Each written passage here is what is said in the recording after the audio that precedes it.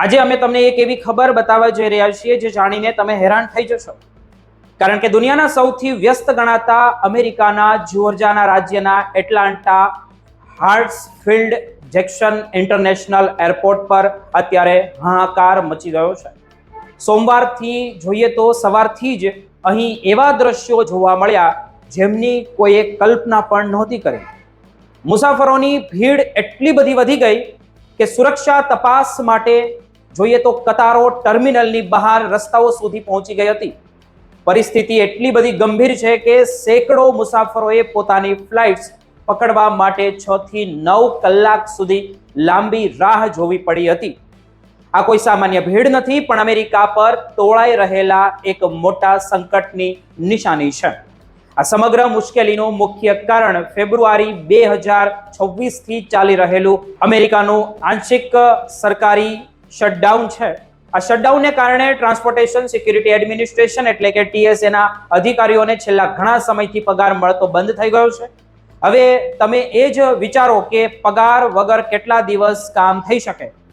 પરિણામે મોટી સંખ્યામાં કર્મચારીઓ કામ પર આવવાનું ટાળી રહ્યા છે। એટલાન્ટા એરપોર્ટ પર તો હાલત વધુ ખરાબ છે, કારણ કે ત્યાં કર્મચારીનો ગેરહાજર રહેવાનો દર 41.5% જેટલો ઊંચો પહોંચી ગયો છે।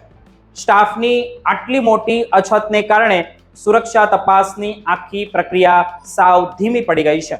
આ ગંભીર સમસ્યાનો તાત્કાલિક ઉકેલ લાવવા માટે રાષ્ટ્રપતિ ડોનાલ્ડ ટ્રમ્પે હવે એક મોટું કદમ ઉઠાવ્યું છે। તેમણે એટલાન્ટા સહિત દેશના 1 ડઝનથી વધુ મુખ્ય એરપોર્ટ પર આઈસ એટલે કે ઇમિગ્રેશન એન્ડ કસ્ટમ એન્ફોર્સમેન્ટના અધિકારીઓને તૈનાત કરવાનો આદેશ પણ આપ્યો છે। સોમવારથી જ એટલાન્ટા એરપોર્ટ પર સેંકડો આઈસ અધિકારીઓ એટલે કે ઓફિસરો તૈનાત થયેલા જોવા મળી રહ્યા છે। જો કે રાષ્ટ્રપતિએ સ્પષ્ટ કહ્યું છે કે આ અધિકારીઓ સીધી રીતે બેગ ચેકિંગ કે પછી સિક્યુરિટી ચેકિંગ નહીં કરે, કારણ કે તે તેમની પાસે તેમની તાલીમ નથી। તેઓ માત્ર ભીડને કાબૂમાં રાખવા, લાઈનો વ્યવસ્થિત કરવા અને પેટ્રોલિંગ કરવા માટે તૈનાત કરવામાં આવ્યા છે। આ નિર્ણયથી TSA ના અધિકારીઓ પોતાના મુખ્ય કામ પર ધ્યાન આપી શકશે।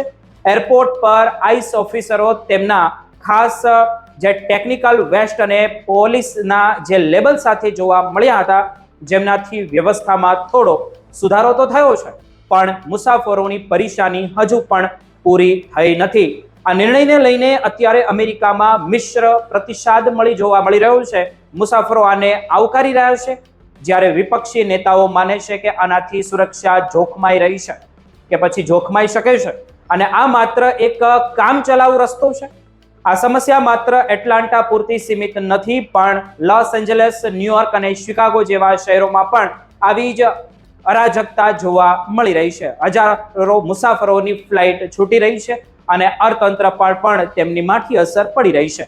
એરપોર્ટ પર જોઈએ તો સત્તાવાળાઓએ મુસાફરોને ધીરજ રાખવા અને ઓનલાઈન વેઇટિંગ ટાઈમ ચેક કરીને જ આવવાની અપીલ કરી છે।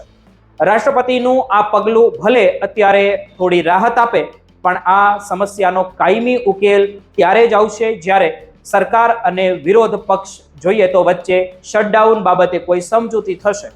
મિત્રો, અમે આખી ઘટના પર નજર રાખી રહ્યા છીએ અને આગળની અપડેટ તમારા માટે અમે લાવતા રહીશું।